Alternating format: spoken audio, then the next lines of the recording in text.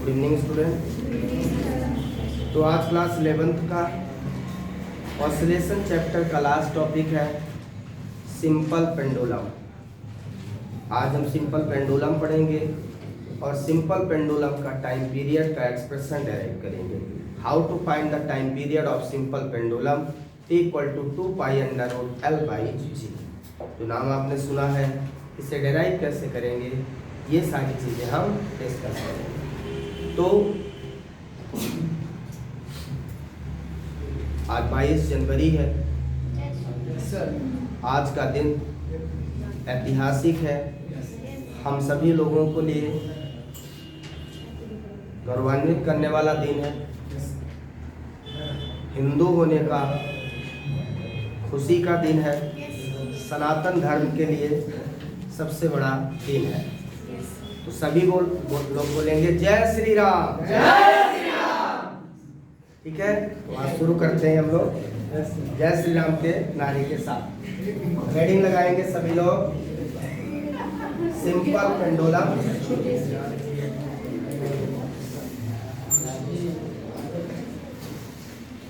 Simple pendulum नाम तो सुना होगा, आज उनके बारे में भी सुनना जरूरी है। इसके बारे में, सिंपल पेंडुलम के बारे में, जय श्री राम के बारे में इसी दिन जय श्री राम के बारे में बताएंगे। लेकिन अभी हम लोगों को हमारे राम यही है, हमारे सीता यही है, हमारे लक्ष्मण भी यही है। जब तक अपना लक्ष्य प्राप्त ना हो जाए तब तक हमारे लिए ये सब कुछ है, सब कुछ है, रावण नहीं है। सिंपल पेंडुलम आपने देखा होगा, जिसमें एक बब होता है और वो बब एक रिजिड सपोर्ट से पॉइंट ऑफ सस्पेंशन से फिक्स रहता है, और वो जो स्ट्रिंग होती है वो वेटलेस स्ट्रिंग होती है। वेटलेस स्ट्रिंग होती है जिसे हम इफेक्टिव लेंथ कहते हैं। ठीक है ना। तो सिंपल पेंडुलम को सबसे पहले हम डिफाइन करेंगे। डिफाइन कैसे करेंगे?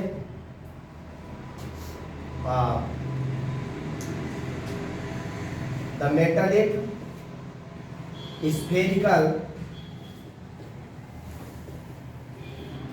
द मेटालिक स्फेरिकल बॉडी में यहाँ पे बब लिखेंगे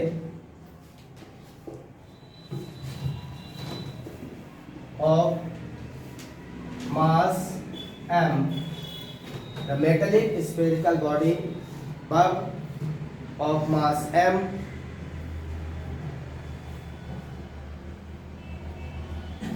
suspended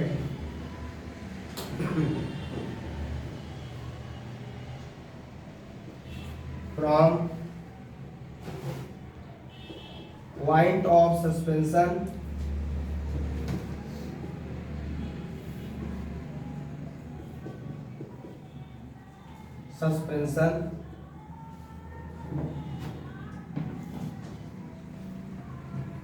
with rigid support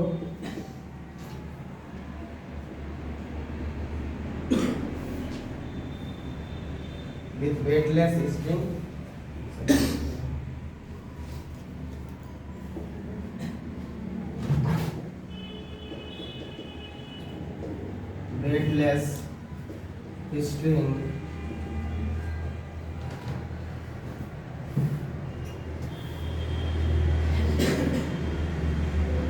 clear? The metallic spherical body which is called bulb of mass m suspended from point of suspension with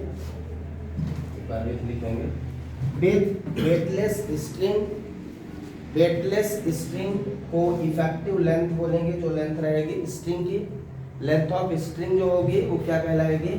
effective length. आगे डिस्कस करेंगे।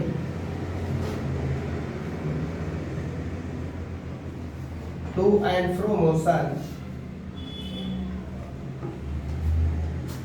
To and fro motion, to and fro motion about mean position, about mean position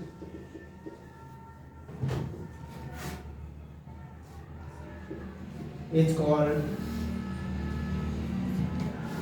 simple pendulum.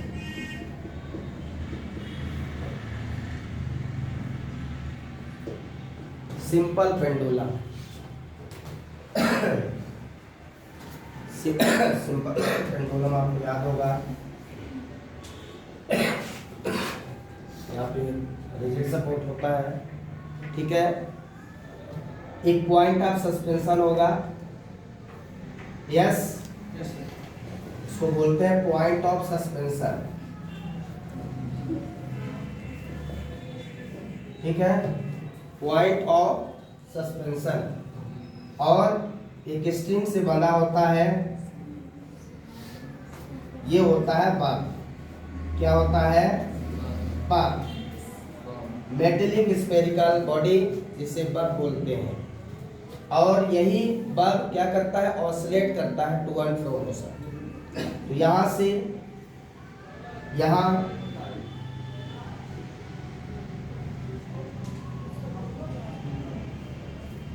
इसका जो motion होता है लगभग SHM होता है, और थीटा, एसएचएम का मतलब जो हमारा थीटा होता है वेरी स्मॉल होता है, लगभग 10 डिग्री, 10 से 15 maximum.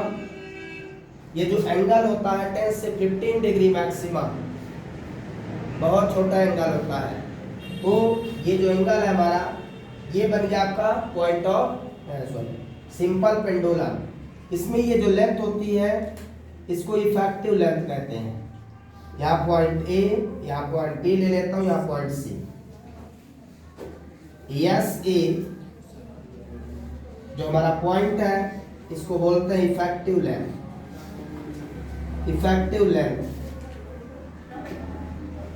Small L, effective length small L, ठीक है।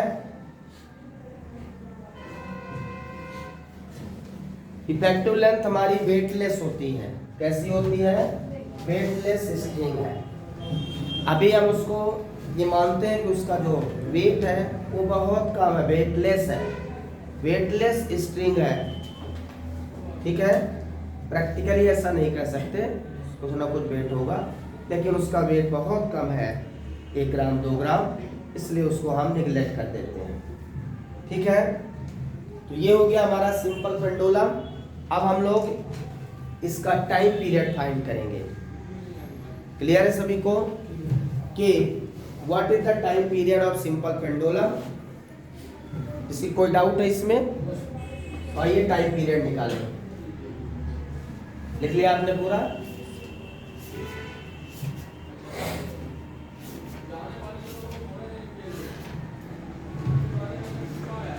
क्लियर है? इसको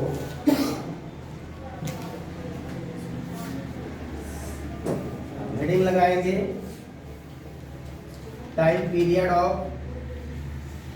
पीरियड ऑफ सिंपल पेंडुलम।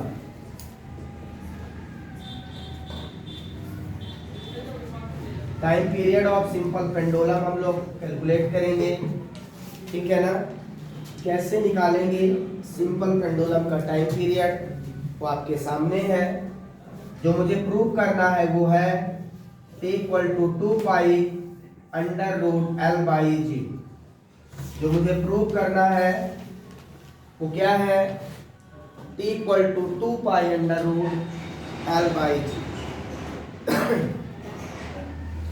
2 पाई हमारा कांस्टेंट है, L हमारा इफेक्टिव लेंथ है, G हमारा ग्रेविटेशनल एक्सीलरेशन है, जो हमेशा टुवर्ड सेंटर ऑफ अर्थ लगता है।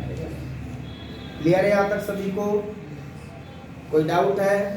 पहले तो ये ध्यान रखना, मुझे प्रूव क्या करना है।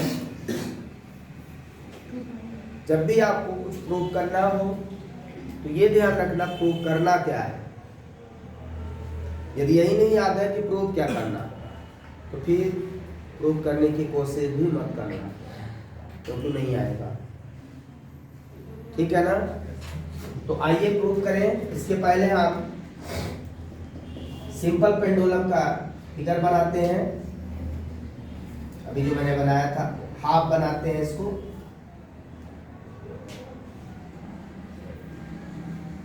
ये फिगर इसका बना लेंगे। क्लियर है? ये थीटा एंगल है जो बहुत छोटा है, ये पॉइंट ऑफ सस्पेंशन है यस, पीछे मैंने लिख दिया, ये पॉइंट ए पॉइंट बी है। ये डिस्प्लेसमेंट है इसका, क्या है? Displacement y। ये मेन पोजीशन से एक्सट्रीम पोजीशन तक मैक्सिमम डिस्प्लेसमेंट होता है, मेन पोजीशन से एक्सट्रीम पोजीशन तक मैक्सिमम डिस्प्लेसमेंट होता है। और ये जो बब है, अब आपको ध्यान रखना है, इसमें हमेशा इसका वेट वर्टिकली डाउनवर्ड लगेगा, बब का वेट हमेशा नीचे लगेगा। इसका जो बब है, इसका जो वेट है वो mg होता है, वेट का फार्मूला mg, याद है? नहीं याद है तो भी कोई दिक्कत नहीं है, याद है तो अच्छी बात है, नहीं याद है तो उसके लिए परेशान नहीं। अब ये जो बब है, जब भी ऑसिलेट होता होगा, ये स्ट्रिंग है, इसमें एक टेंशन फोर्स लगता होगा। कौन सा फोर्स? Tension force. जब किसी चीज को आप लटकाओगे किसी स्ट्रिंग से, तो उस स्ट्रिंग में टेंशन फोर्स लगता है, और हमेशा अपोजिट डायरेक्शन। वो टेंशन फोर्स किधर लगेगा? टेंशन फोर्स T है, ठीक है, सही है। और ये उसकी लेंथ है, इफेक्टिव लेंथ है, यहां तक की लेंथ इफेक्टिव लेंथ होती है। इसके बाद ये बब का रेडियस होता है, ये रेडियस मुझे उस बब का निकालना पड़ेगा, फिर L में इस रेडियस को ऐड करना पड़ता है, ठीक है। यहां तक का जो लेंथ है वही हमारी इफेक्टिव लेंथ होती है, क्लियर है? टोटल लेंथ यहां से यहां तक है, ये टोटल लेंथ, लेकिन ये वाली लेंथ आप निकाल नहीं पाएंगे, तो टोटल लेंथ के लिए क्या करना पड़ेगा? इसकी रेडियस का प्लस करना पड़ता है। जब हम एक्सपेरिमेंट करेंगे तो इसमें रेडियस निकालेंगे, उस बब का डायमीटर निकालेंगे with the help of vernier callipers. Vernier callipers से किसी भी स्फेरिकल बॉडी का हम डायमीटर निकाल सकते हैं। तो यहाँ पे स्फेरिकल बॉडी होगी बब, उसका डायमीटर निकालेंगे तो उससे उसकी रेडियस आएगी, और रेडियस आएगी तो ये रेडियस उसमें ऐड कर देंगे। क्लियर है सभी को? अब आइए, अब इसको हम, जब ये इधर जाएगा, जब ये बब इधर जाएगा तो इससे आगे भी इसमें फोर्स लगेगा। यदि ये थीटा है, ध्यान से देखिए, तो ये भी थीटा होगा, क्या होगा? थीटा। तो mg, ये लाइन का 90 डिग्री इधर बनाओगे, ये जो लाइन है इसका 90 डिग्री आपको बनाना है, और ये 90 डिग्री किधर लगेगा? Towards main position. किधर लगेगा? टुवर्ड्स मेन पोजीशन, डिस्प्लेसमेंट के बराबर। अब इधर जो लगेगा वो क्या होगा? mg cos थीटा होगा। ये जो कंपोनेंट होगा mg sin। वर्टिकली डाउनवर्ड हमेशा क्या लगेगा? mg।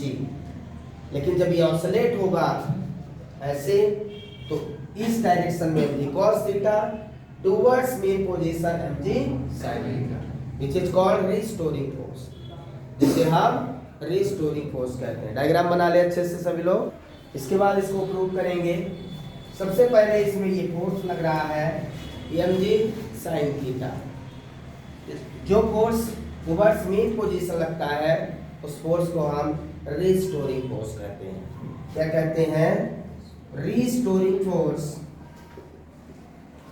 तो रिस्टोरिंग फोर्स किधर लग रहा है? which always act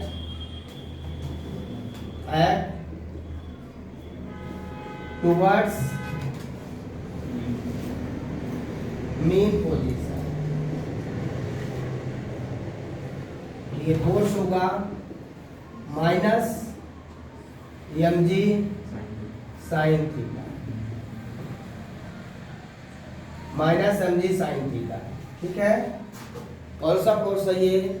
restoring force. Restoring force मैंने आपको पढ़ाया था स्ट्रेस एंड स्ट्रेन में, ठीक है, जो हमेशा इंटरनल फोर्स होता है हमारे डिफॉर्मिंग फोर्स के अपोजिट डायरेक्शन में। डिफॉर्मिंग फोर्स मतलब खींच लेना, और वो बॉडी हमेशा अंदर की ओर एक फोर्स से खींचती है, तो वो फोर्स को हम रिस्टोरिंग फोर्स। जब ये इधर जाता है तो इसको कोई ना कोई इधर मेन पोजीशन की ओर खींचता है, उसी फोर्स को हम रीस्टोरिंग फोर्स कहते हैं।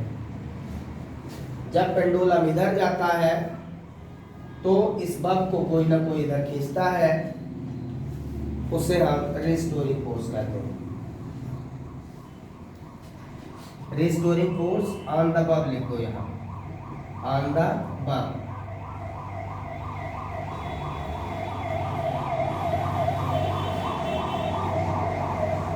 On the bug, which always act towards main position। अब यहाँ पे एंगल जो हमारा है वो क्या है, बहुत छोटा है।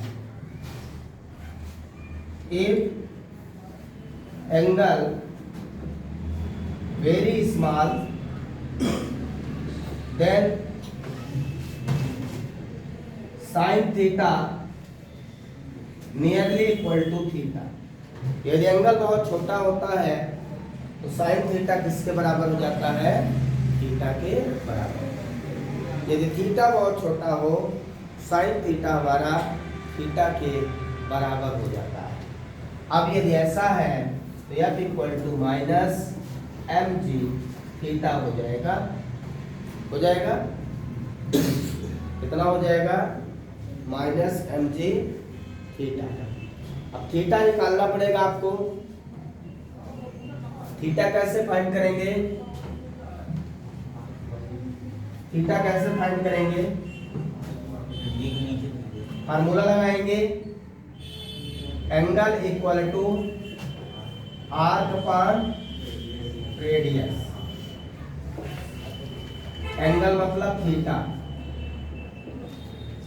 आर्क इसमें क्या है, देखिए एंगल ये है, इसका आर्क ये है ए बी, रेडियस क्या है एस ए, रेडियस क्या है एस ए।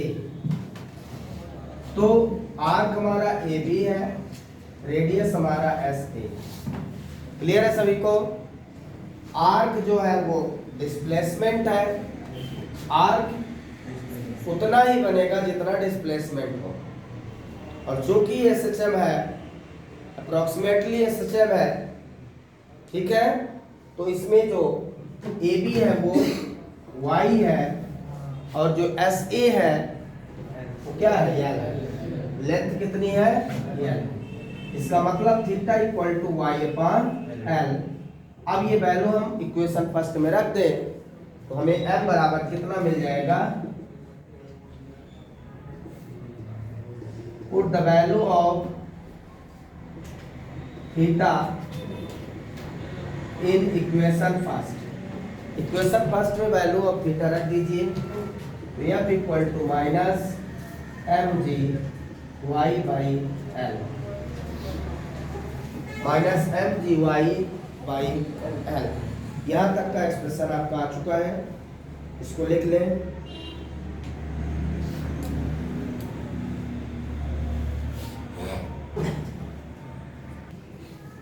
इसके बाद देखिए, if the acceleration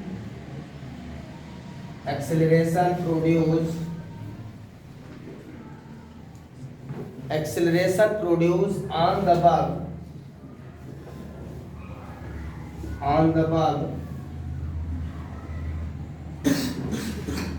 then according to Newton's second laws of motion, Newton के सेकेंड लॉज ऑफ मोशन के हिसाब से यह बराबर क्या होता है, यम अल्फा। ये बराबर यम में पढ़ते हैं हम, यहाँ अल्फा एक्सेलरेशन हो रहा है। एक्सेलरेशन को हम लोग क्या डिनोट कर रहे हैं, अल्फा से। इफ द एक्सेलरेशन अल्फा, इसमें ब्रैकेट में लिख सकते हैं आप, if the acceleration alpha produce on the bug, then according to Newton second law F equal to m alpha. यहाँ तक क्लियर है सभी को। अब अल्फा की वैल्यू इक्वेशन को कंपेयर कर दें,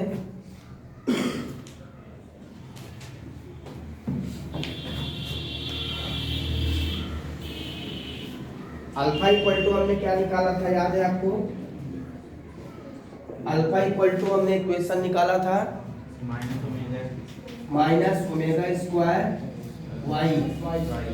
ये हो जाएगा कितना यहाँ से, minus M omega square y. इसको थर्ड इक्वेशन ले लेता हूँ। अल्फा की वैल्यू हमने रख दिया। अल्फा की वैल्यू आप एसएचएम में निकाल चुके हो। यदि आपको नहीं आता तो वो जगह देखिए जहाँ पे मैंने अल्फा निकाला था, और यदि नहीं आता तो कुछ और भी पढ़ाई कि अल्फा कहाँ से लिख दिया। तो कई सारे क्वेश्चन हो सकते हैं, अल्फा कहाँ से लिख दिया। अब ये तो नहीं बता सकते कि हमने कैसे लिखा। प्रीवियस वीडियो में मैंने प्रूव किया है alpha equal to minus M omega square, मतलब ओमेगा स्क्वायर वाई। क्लियर है दोनों इक्वेशन, और दोनों फोर्स कहाँ लग रहे हैं, टुवर्ड्स मेन पोजीशन। अब इसका मतलब ये दोनों फोर्स क्या होंगे, इक्वल होंगे। दोनों फोर्स क्या होंगे, इक्वल होंगे।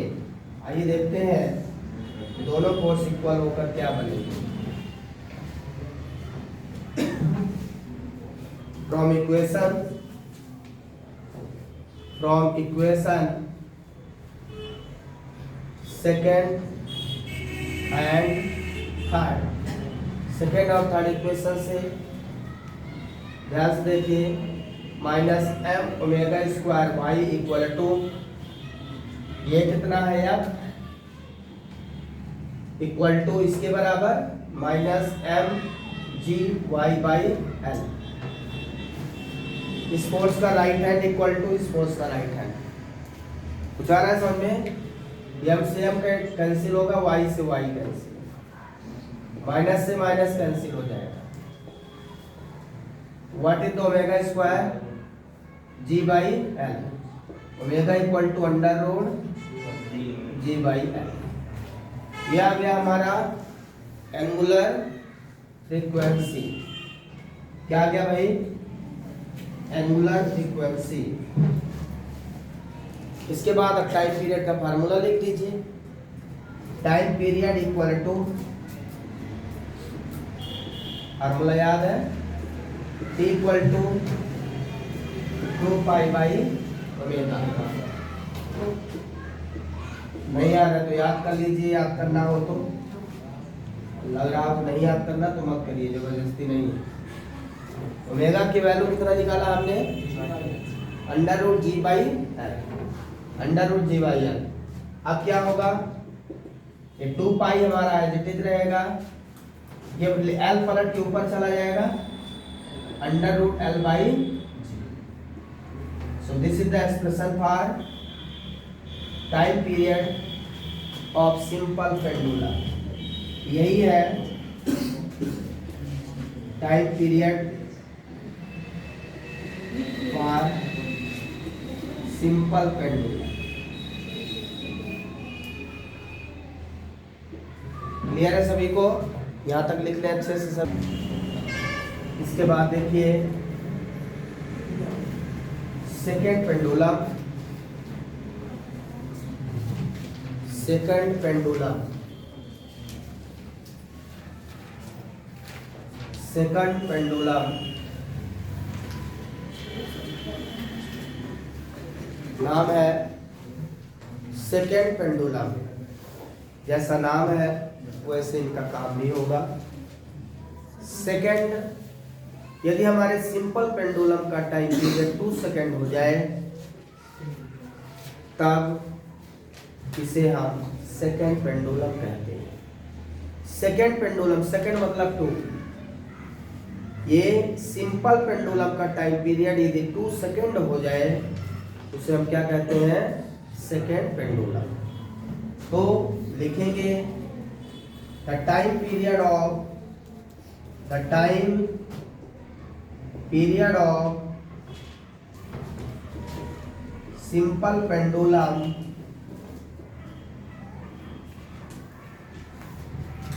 is 2 seconds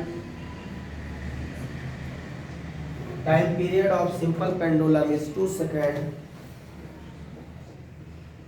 is called second pendulum, second pendulum। तो ये स्पेसिफिक हो जाता है यदि हमारे सिंपल पेंडुलम का टाइम पीरियड 2 सेकेंड हो जाए तो उसको हम क्या बोलते हैं, सेकेंड पेंडुलम कहते हैं। इसका मतलब t इक्वल टू 2 सेकेंड हमारा फिक्स हो गया। t इक्वल टू क्या हो गया, 2 सेकेंड। हमारे सिंपल पेंडुलम का टाइम पीरियड कितना आ गया, 2 सेकेंड। अभी हमने फार्मूला लिखा है t इक्वल टू कितना लिखा है, 2 pi under root L by g. इस t की जगह पे हम लोग क्या रखेंगे, 2 रख देंगे। तो पहले इसको सेट करते हैं, squaring both side,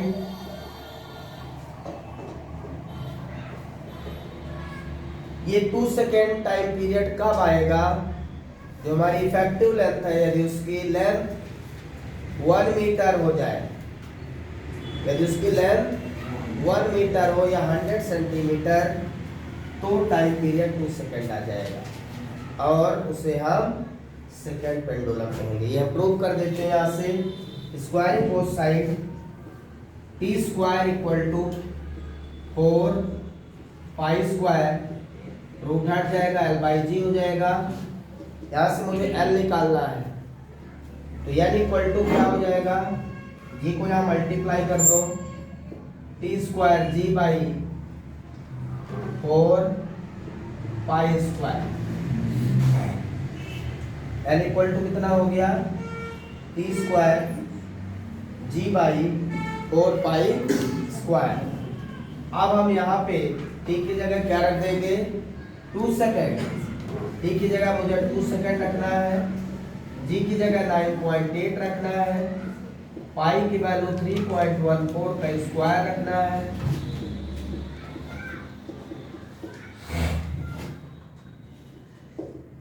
four into 9.8, 3.14 का स्क्वायर करेंगे तो नियरली 9.8 ये भी आ जाएगा। इस तरह से L इक्वल टू 1 मीटर या 100 सेंटीमीटर आ जाएगा। मतलब यदि सेकेंड पेंडुलम की हम बात करें तो टाइम पीरियड तो 2 सेकेंड रहेगा, लेकिन 2 सेकेंड टाइम पीरियड तब आएगा जब आपकी इफेक्टिव लेंथ 1 मीटर की होगी। ये फिक्स है, जब आप इफेक्टिव लेंथ 1 मीटर की लेंगे तो आपका टाइम पीरियड 2 सेकेंड आएगा। इस प्रकार से हम प्रूव कर सकते हैं what is simple second pendulum. Clear है सभी को? तो ये हमारा डेरिवेशन हो गया time period of simple pendulum and what is second pendulum. Thank you, have a nice day.